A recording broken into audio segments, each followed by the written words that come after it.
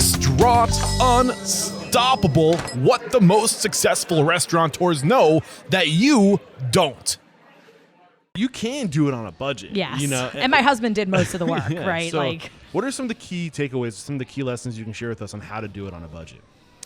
The first piece is have a budget, Yeah. right? Like start with a budget and know. Again, starting with what the end can in you mind. right? Like if you have. say I want to repay this in 3 years, you have to know your numbers. So if your goal is to pay yourself back in 3 years or to meet back what that investment was, you have to know, like, are you going to take a salary or not? Are you going to hire a salaried person?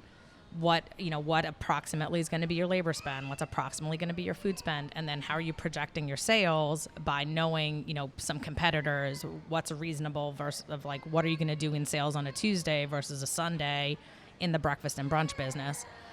And then being handy and having skills always helps. So since my husband had been doing all these renovations, he was highly skilled to be able to kind of manage the project. So he could manage the electrician and manage the plumber and, work with the folks who were putting in the hood and, putting in the equipment and things like that. So it definitely makes it much more affordable when you're closely managing the project and you're really also watching, are you getting what you paid for, right? And so I think that's a situation a lot of times that people are in if they do have a full-time job and they're trying to build something like this on the side, is like you're not always there to put your eyes on it, and you really have to have a very firm schedule of meeting with that contractor, making sure that they're doing the work to the specs that they agreed to and they're giving you the product that you paid for ultimately. Awesome. I love this. I really do.